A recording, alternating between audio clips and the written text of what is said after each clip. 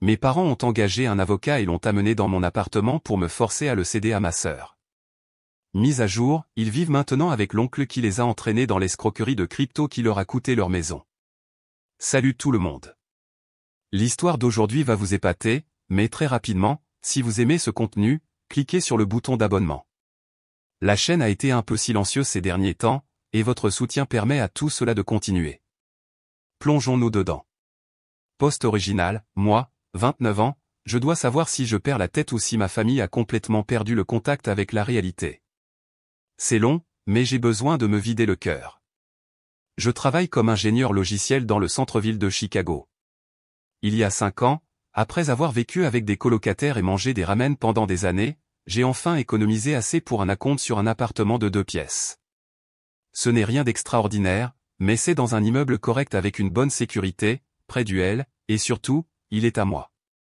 J'ai passé encore 2 ans à le retaper, nouveaux appareils électroménagers, rénovation de la salle de bain, peinture de tout, construction d'étagères personnalisées pour mon bureau à domicile.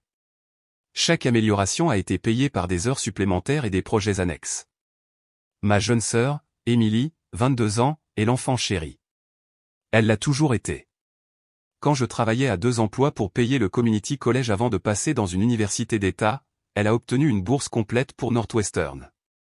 Quand j'ai acheté ma première voiture à 20 ans, une Honda rouillée avec 320 000 km, elle a reçu une Toyota Camry flambant neuve pour ses 16 ans. Quand je vivais dans un appartement moisi au sous-sol pendant mon stage, elle décorait sa chambre de luxe dans une résidence universitaire que mes parents payaient parce que les résidences universitaires normales n'étaient pas assez bien pour leur bébé. Je ne suis pas amer. Bon, c'est un mensonge. Je suis définitivement amer, mais j'ai fait la paix avec ça. Vous savez, c'est juste comme ça que fonctionne notre dynamique familiale. Je suis le frère aîné responsable qui a dû tout comprendre par lui-même, et elle est la princesse à qui tout est donné. Très bien, peu importe. Mais dimanche dernier, mes parents, William, 56 ans, et Barbara, 54 ans, m'ont invité à dîner. J'aurais dû me douter de quelque chose quand maman a fait du pot-au-feu. Elle ne fait ça que quand elle veut quelque chose. Tout le dîner était étrangement formel. Émilie était là, vêtue d'une robe, comme si c'était une sorte d'événement. Bavardage sur le travail, la météo, la prochaine remise des diplômes d'Émilie. Puis, au dessert, papa s'est raclé la gorge. James, nous devons discuter du cadeau de remise des diplômes d'Émilie. J'ai pensé qu'il voulait que je contribue à quelque chose. L'année dernière, j'ai contribué à hauteur de $500 à son voyage de vacances de printemps à Cabo parce que la famille s'entraide. Je calculais déjà mentalement ce que je pouvais épargner ce mois-ci. Nous y avons réfléchi, a dit maman, coupant sa tarte aux pommes en carré parfait. Émilie commence sa vie d'adulte, et le logement est tellement cher de nos jours. Parlement, ai-je ri, en pensant à mes paiements hypothécaires. C'est pourquoi, a continué papa, nous avons décidé que le meilleur cadeau de remise des diplômes serait que tu transfères la propriété de ton appartement à Émilie. Je me suis littéralement étouffé avec ma tarte. Genre tout réel, yeux qui pleurent, tout le bazar. Quand j'ai finalement repris mon souffle, j'ai réussi à balbutier, je suis désolé. Quoi? Maman a souri. Ce sourire qu'elle affiche quand elle pense être raisonnable. Ton appartement, chérie. Tu le céderas à Émilie. Elle a besoin d'un bon départ dans la vie, et tu es bien établi dans ta carrière maintenant. Tu peux facilement trouver un autre logement. J'ai regardé autour de la table, attendant que quelqu'un crie « Poisson d'avril », même si c'était en octobre. Mais ils me fixaient tous avec espoir. Même Émilie, qui hochait la tête comme si cela avait parfaitement un sens. Vous voulez que je donne mon appartement à Émilie? L'appartement que j'ai acheté et pour lequel je paie encore l'hypothèque? Cet appartement? Ne fais pas ton cinéma, a dit papa, en utilisant sa voix sévère. Ce n'est pas comme si tu utilisais tout. Tu vis seul dans un 2 pièces. C'est du gaspillage dans cette économie. Du gaspillage. Je n'en croyais pas mes oreilles. J'utilise la 2e chambre comme bureau. Je travaille à domicile 3 jours par semaine. Tu peux travailler dans un café. Émilie a finalement pris la parole, examinant ses ongles manucurés. Beaucoup de gens font ça maintenant. C'est branché. Je me suis levé de la table. Êtes-vous tous fous? Comprenez-vous ce que vous demandez? J'ai une hypothèque. Mon nom est sur l'acte de propriété. J'ai dépensé des milliers en amélioration. Ce n'est pas comme lui donner mon ancienne Xbox. Le visage de maman est passé en mode déception. James, la famille s'entraide. Quand tu avais besoin d'une voiture pour ton stage, ne t'avons-nous pas aidé? Vous avez co-signé un prêt que j'ai remboursé chaque centime, ai-je rétorqué, et vous me l'avez fait sentir pendant 3 ans. C'est différent, a dit papa avec désinvolture. Nous t'enseignons la responsabilité. Émilie est diplômée summa cum laude. Elle mérite d'être récompensée avec mon appartement. La conversation a dégénéré à partir de là. Maman a commencé à pleurer en disant que je lui brisais le cœur et que j'abandonnais les valeurs familiales. Papa m'a accusé d'être égoïste et matérialiste, disant que je me souciais plus des choses que de ma sœur. Émilie a ajouté qu'elle avait des prêts étudiants à rembourser, oubliant commodément que sa bourse complète couvrait les frais de scolarité, et que ces prêts provenaient de ses frais de subsistance dans les quartiers les plus branchés de Chicago. Le summum a été atteint quand maman a sorti son téléphone et m'a montré des annonces de studio dans mon quartier. Tu vois, il y a plein d'endroits où tu pourrais déménager. Certains sont même moins chers que tes mensualités hypothécaires. Ils sont à Cicero, ai-je protesté. À 1 heure de mon bureau, et ce sont des locations.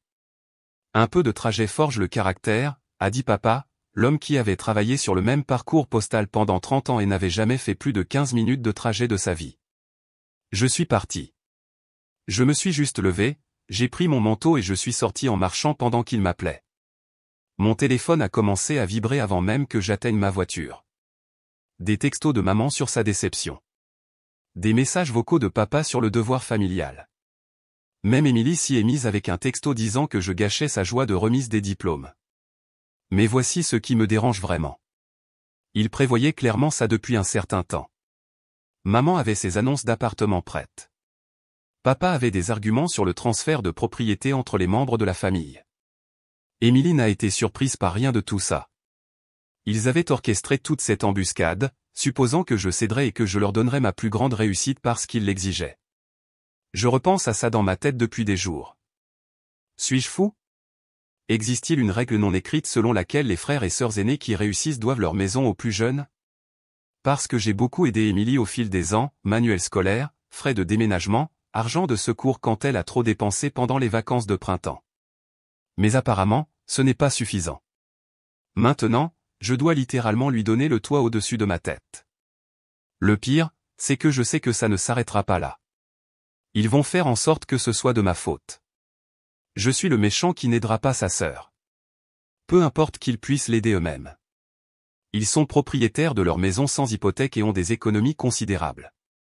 Mais pourquoi devraient-ils se sacrifier quand ils peuvent me culpabiliser? Je suis juste. Je ne sais pas quoi faire. J'aime ma famille, mais c'est insensé, n'est-ce pas? Dites-moi que je ne suis pas le connard de vouloir garder la maison pour laquelle j'ai travaillé comme un dingue pour l'acheter. Mise à jour 1, 2 semaines plus tard, putain de merde, les gars. Je pensais que ma famille avait atteint le summum de la folie avec leur exigence de « donnez-nous votre appartement ». J'avais tort. Tellement, tellement tort. Après mon premier post, j'ai suivi vos conseils. J'ai envoyé un texto de groupe indiquant clairement que mon appartement n'était pas et ne serait jamais le cadeau de remise des diplômes d'Émilie et que le sujet était clos. J'ai suggéré des cadeaux de remise des diplômes réellement raisonnables. Je serais heureux de contribuer au premier mois de loyer de son propre logement, aux meubles, voire à une croisière. Vous savez, des cadeaux normaux. La réponse a été immédiate et brutale. Maman m'a appelé en pleurant, disant que j'écrasais les rêves d'Émilie.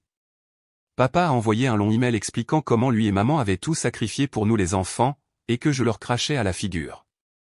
Émilie a publié des stories Instagram passives-agressives sur la fausse famille et les gens qui oublient d'où ils viennent. J'ai ignoré tout ça. J'ai pensé qu'il finirait par se rendre compte que je ne cédais pas et qu'il passerait à autre chose. Puis, jeudi est arrivé. Je travaillais à domicile quand j'ai entendu des voix familières dans le couloir. J'ai jeté un coup d'œil par le trou de la serrure et j'ai vu mes parents, Émilie et Margaret, ma gestionnaire d'immeuble, debout devant l'unité située 3 portes plus loin. Mon sang s'est glacé. J'ai ouvert ma porte juste au moment où Margaret déverrouillait l'appartement vacant. Elle a souri et a fait un signe de la main. Oh, James, timing parfait. Votre famille a mentionné qu'elle cherchait un appartement. Je leur montre le 4B, juste rénové. Même plan que le vôtre, mais avec la cuisine modernisée. Ma mère, cette maître manipulatrice, m'a souri. Salut, chérie. Nous avons pensé que nous allions regarder différents plans d'étage pour comprendre quelles caractéristiques conviennent le mieux aux besoins d'Émilie. Je suis resté figé pendant qu'il visitait l'appartement. Émilie prenait des photos. Papa posait des questions sur la superficie. Maman vérifiait la pression de l'eau. Il jouait toute cette mascarade, mais je savais exactement ce qu'il faisait. Après le départ de Margaret, ils ont débarqué dans mon appartement comme des vautours. Ils n'ont même pas demandé à entrer. Ils m'ont juste dépassé comme s'ils étaient les propriétaires des lieux, ce qu'apparemment ils pensaient bientôt être. Maman a immédiatement commencé sa comparaison. Oh, tu vois, la cuisine modernisée du 4B est bien, mais je préfère ta crédence, James. Et ta vue est tellement meilleure, Émilie. Tu n'aimerais pas te réveiller avec cette vue? Émilie s'est promenée dans mon appartement comme si elle arrangeait mentalement les meubles. Je mettrai mon bureau ici, a-t-elle murmuré, debout dans mon bureau. Et ça ferait un super dressing. Je travaille ici, ai-je dit sèchement. Eh bien, pas après juillet, a-t-elle répondu, comme si c'était évident. C'est à ce moment-là que j'ai craqué. Sortez, tous. Non, a dit papa en gonflant le torse comme un coq en colère. Ne nous parle pas comme ça. Nous essayons d'avoir une discussion civilisée sur les transitions.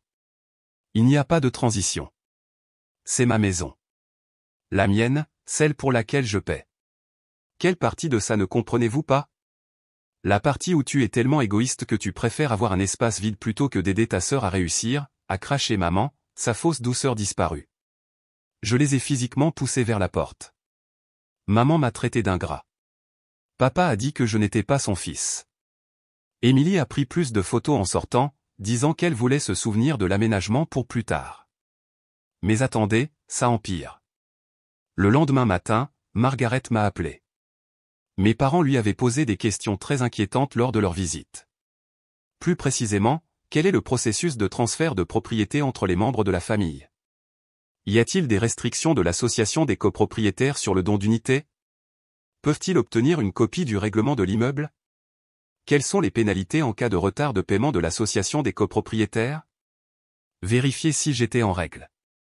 Pourrait-il programmer une inspection de l'immeuble pour le nouveau propriétaire? Margaret, Dieu bénisse son âme professionnelle, leur a dit que toutes ces questions nécessiteraient la participation et le consentement du propriétaire actuel. Elle a également trouvé étrange qu'ils posent des questions sur le transfert de propriété alors qu'ils étaient censés chercher une location pour Émilie. James, a-t-elle dit prudemment, je ne veux pas m'immiscer, mais tout va bien? Vos parents semblaient très intéressés par votre unité en particulier, pas par les unités disponibles. Je lui ai fait un bref résumé, et elle a été horrifiée. Elle a immédiatement noté dans mon dossier que personne d'autre que moi n'avait le pouvoir de prendre des décisions concernant mon unité, et elle avait informé la réception de ne donner aucune information sur mon appartement ou mon compte à qui que ce soit. Mais la campagne de manipulation ne faisait que commencer. En moins de 24 heures, je recevais des appels de parents dont je n'avais pas entendu parler depuis des années. Apparemment, mes parents avaient fait passer le mot que j'accumulais des ressources alors que la pauvre Émilie était confrontée à l'itinérance après sa remise des diplômes. Tante Patricia a appelé pour me rappeler que la richesse familiale devait être partagée. Cousine Jennifer a envoyé un texto disant que je donnais un mauvais exemple à ses enfants en matière de générosité. Même ma grand-mère a appelé, bien qu'elle semblait confuse quant à la situation. Maman lui avait dit que je possédais plusieurs propriétés et que je refusais d'en partager une seule avec Émilie. La seule voix de la raison était oncle Richard, le frère de papa. Il a appelé pour me dire que mes parents étaient hors de leurs esprits et de tenir bon. Puis il a lâché cette bombe. Ce n'est pas la première fois qu'ils font ça. Tu te souviens quand ton cousin Michael a acheté ce bateau? Ils ont essayé de le culpabiliser de le donner à ton père parce qu'il avait toujours rêvé d'avoir un bateau. Il a fallu des mois de drame avant qu'il n'abandonne. Fort de cette information, j'ai fait ce que toute personne raisonnable ferait. Je me suis préparé à la guerre. J'ai changé mes serrures, même s'ils n'avaient pas de clé. On n'est jamais trop prudent. J'ai installé une sonnette Ring. J'ai mis une caméra de sécurité dans mon couloir face à la fenêtre. J'ai documenté chaque texto, email et message vocal. J'ai consulté un ami avocat qui a confirmé qu'il ne pouvait pas forcer un transfert, mais que je devais continuer à tout documenter au cas où il passerait à l'étape suivante. Et ils sont passés à l'étape suivante. Emily a commencé à publier sur les médias sociaux que certaines personnes oublient que leur succès est construit sur le soutien familial et que les personnes reconnaissantes partagent leurs bénédictions. Elle a publié des photos de mon immeuble avec des légendes comme « si près, mais si loin » et « quand la famille vous laisse tomber », suivi d'un emoji cœur brisé. Maman a changé de tactique pour la culpabilisation liée à la santé. Soudain, elle avait des migraines de stress et des palpitations cardiaques à cause de la discorde familiale.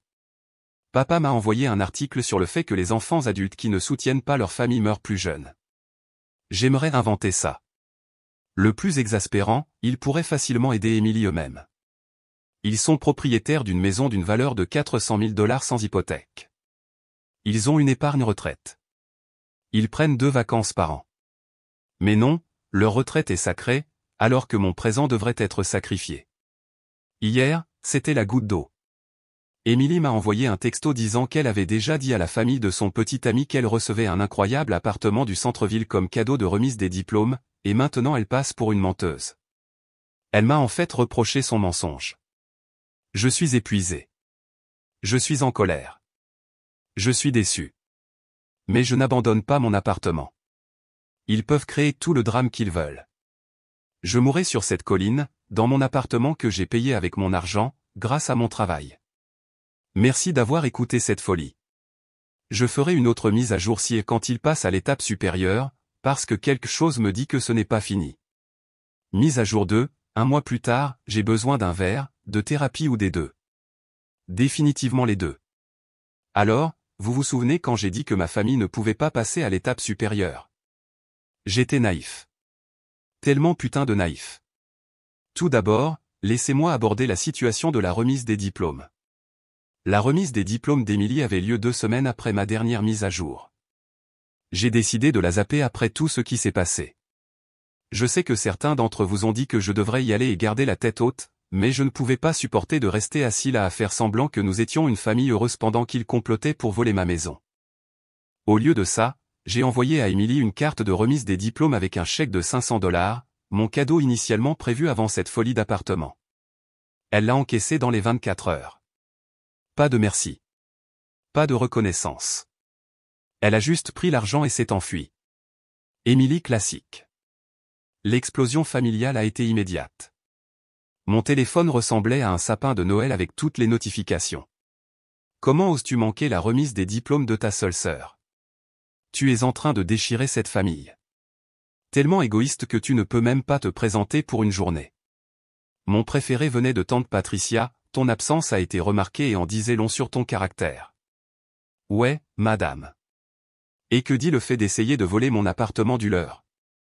Mais le véritable cirque a commencé samedi dernier. J'étais en train de savourer mon café dans mon appartement quand la sonnette a retenti à 8 heures du matin.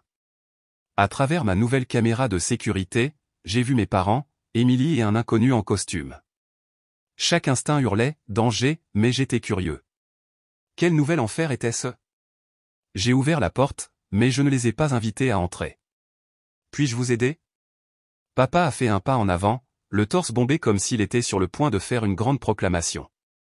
James, voici Monsieur Peterson, notre avocat. Nous devons discuter du transfert de l'appartement. Je suis désolé. Il y a quoi? Monsieur Peterson, qui avait l'air de préférer être n'importe où ailleurs, a tendu la main. Monsieur Thompson, je suis ici pour faciliter le transfert de propriété que vos parents ont organisé. Je n'ai pas serré sa main. Quel transfert de propriété?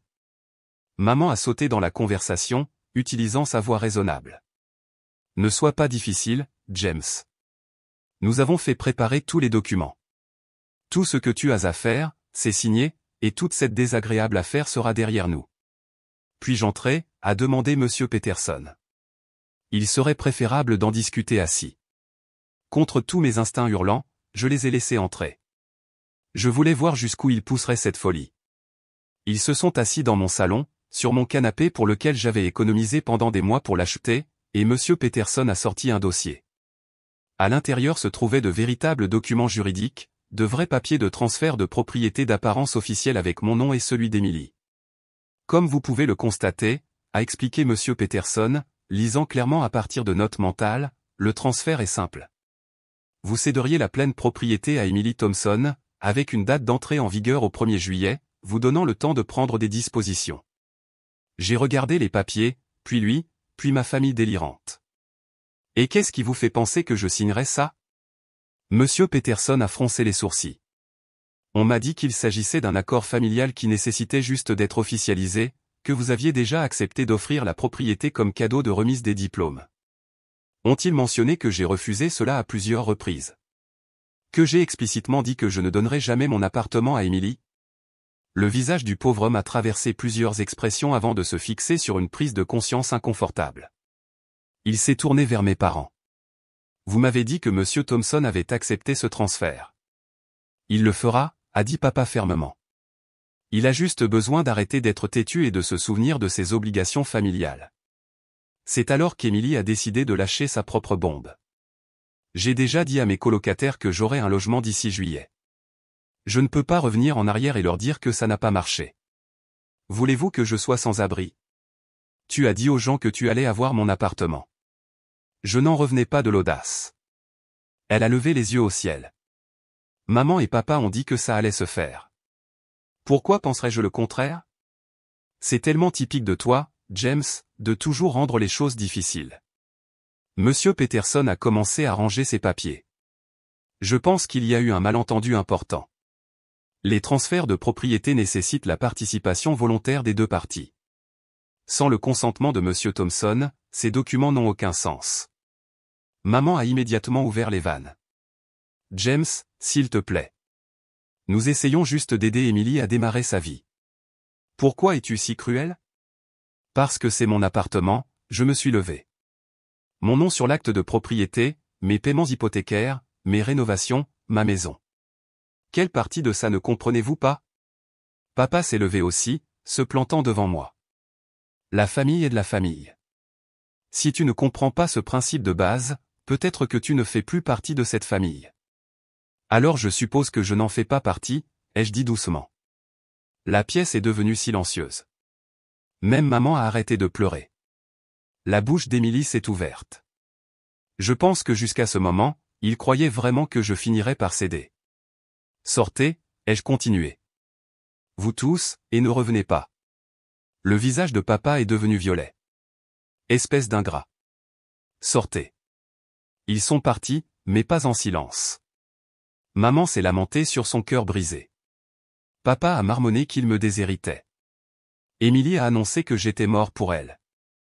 Monsieur Peterson s'est excusé auprès de moi en partant et m'a tendu sa carte, suggérant que je pourrais vouloir ma propre représentation juridique s'il continuait ce comportement. C'était la semaine dernière. Depuis, j'ai fait installer un système de sécurité complet. J'ai changé mes serrures à nouveau.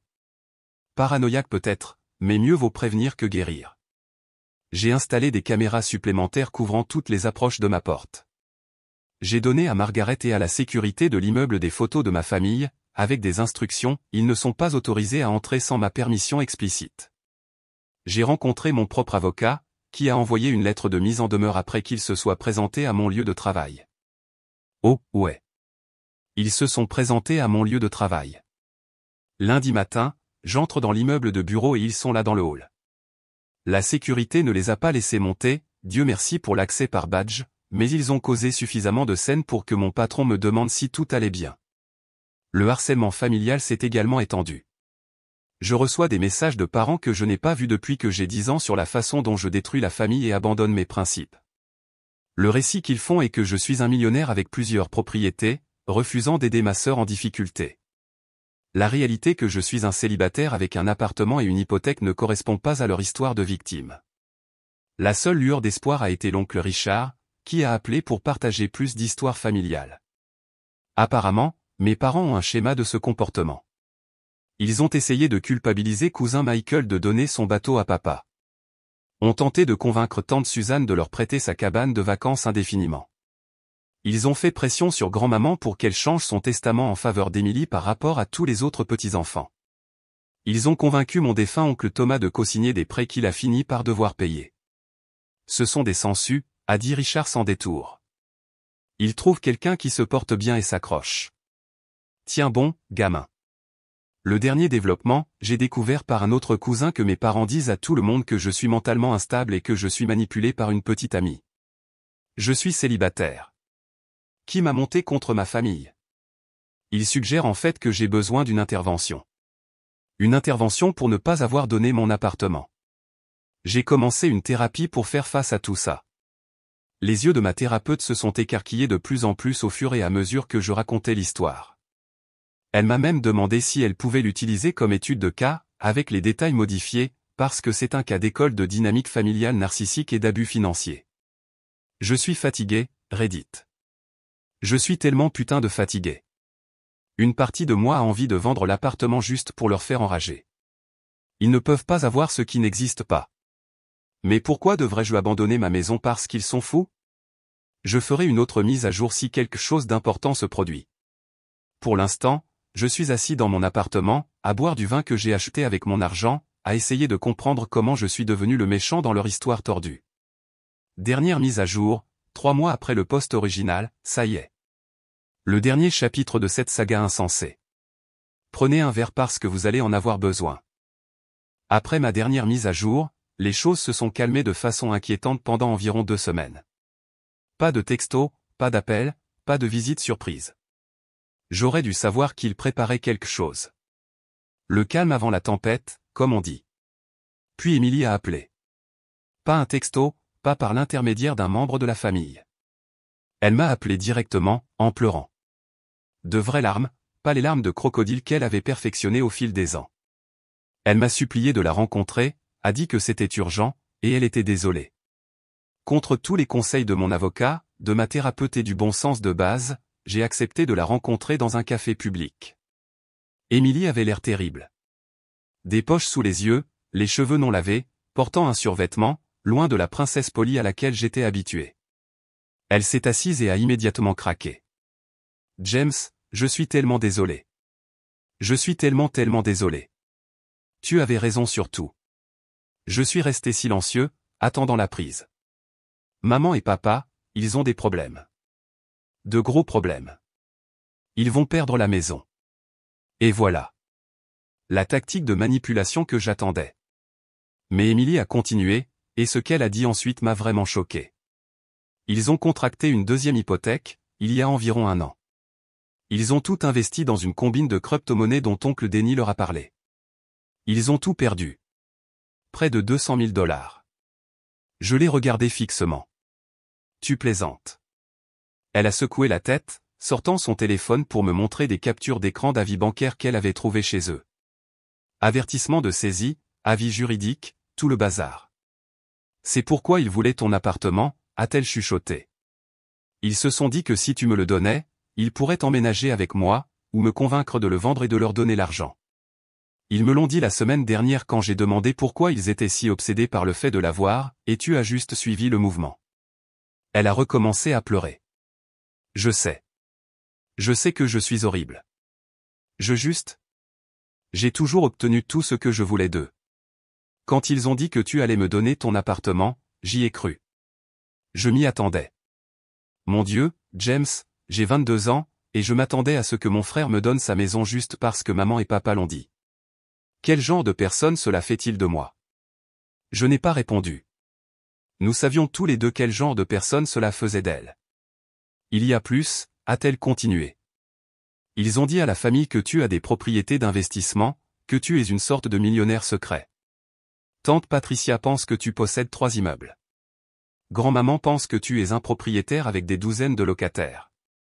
Ils ont inventé tout ce récit pour justifier le fait d'essayer de prendre ton appartement. Pourquoi tu me dis ça maintenant, ai-je demandé. Parce que la semaine prochaine, ils ont l'intention de venir dans ton appartement avec d'autres membres de la famille. Beaucoup d'entre eux. Ils appellent ça une intervention, mais en réalité, ils espèrent te faire pression pour que tu signes. Oncle Denis amène son ami avocat, qui apparemment sait comment accélérer les transferts familiaux. Il pense que si suffisamment de personnes se présentent, tu céderas. Je me suis senti malade. Mes propres parents organisaient une foule pour voler ma maison. Émilie a tendu la main à travers la table, sans tout à fait toucher ma main. Je sais que je ne mérite rien de toi. J'ai été une gosse pourri gâtée toute ma vie, mais tu es mon frère, et c'est mal. Je voulais te prévenir. 2 jours plus tard, mes parents se sont présentés à nouveau à mon lieu de travail. Mais cette fois, ils ne sont pas venus seuls. Ils ont amené oncle Denis, tante Patricia et 3 cousins. Ils ont dit à la sécurité qu'ils étaient là pour une urgence familiale et ont causé une telle scène que la sécurité a appelé la police. J'ai dû quitter une réunion avec un client pour m'en occuper. Dans le hall de mon lieu de travail professionnel, devant mes collègues, mon père a crié que je les laissais devenir sans abri alors que je vivais dans le luxe. Ma mère s'est effondrée de façon dramatique, se plaignant de douleurs à la poitrine. Tante Patricia a continué à crier sur les valeurs familiales et à me traiter de honte. La police est arrivée et les a dispersés, mais les dégâts étaient faits. Les RH m'ont convoqué pour discuter de la situation. Mon patron a été compréhensif mais a clairement indiqué que cela ne pouvait plus se reproduire. J'étais mortifié. Ce soir-là, j'ai pris une décision. J'ai appelé oncle Richard et j'ai demandé les coordonnées de son avocat. Le lendemain, j'ai déposé une ordonnance d'éloignement contre mes parents. J'ai inclus toute la documentation, le harcèlement, les incidents sur le lieu de travail, la tentative de fraude avec monsieur Peterson, tout. L'audience a eu lieu la semaine dernière. Mes parents se sont présentés avec leur propre avocat, payé par oncle Denis, j'ai appris plus tard. Ils ont essayé de me dépeindre comme un fils ingrat qui avait abandonné sa famille dans le besoin. Le juge n'y a pas cru. Lorsque le juge a vu les faux documents de transfert de propriété et a entendu parler de leur venue avec un avocat à mon domicile pour me faire pression pour que je signe, son visage est devenu froid comme la pierre. Il a accordé l'ordonnance d'éloignement immédiatement. Mes parents ne peuvent pas s'approcher à moins de 150 mètres de moi, de ma maison ou de mon lieu de travail. La salle d'audience a éclaté. Maman a crié que je la tuais. Papa a hurlé à propos de moi. Ils ont dû être escortés par des huissiers. C'était le moment le plus embarrassant de ma vie, mais aussi étrangement libérateur. Les conséquences ont été rapides, et la famille élargie est complètement divisée. Certains pensent que je suis allé trop loin. D'autres ont pris contact pour dire qu'ils n'avaient aucune idée de la gravité de la situation et me soutiennent. Oncle Richard a révélé que mes parents empruntaient de l'argent à divers membres de la famille depuis des années, toujours avec des histoires larmoyantes et de la manipulation. Grand-maman m'a appelé directement pour la première fois depuis des années.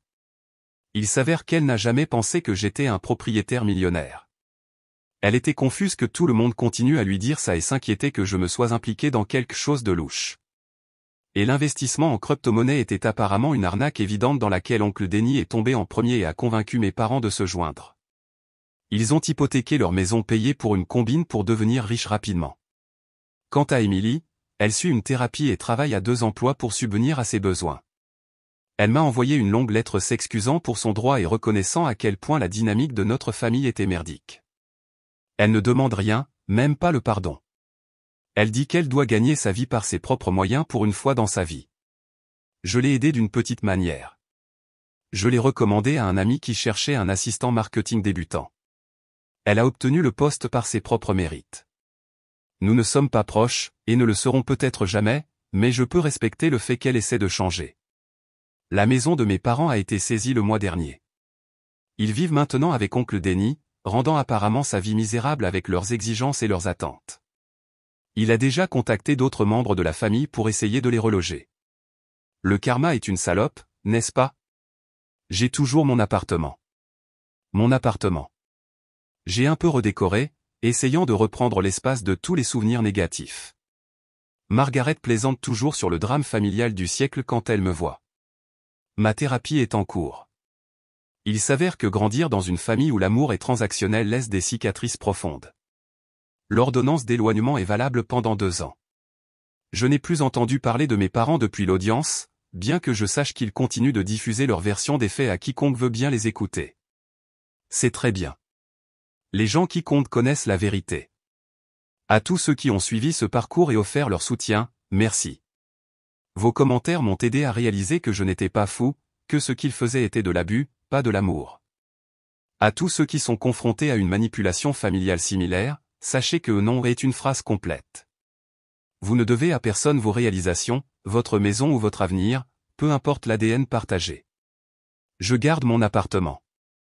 Je garde mes limites. Et pour la première fois de ma vie, je garde ma paix. Merci pour tout, Reddit. Je suis enfin libre.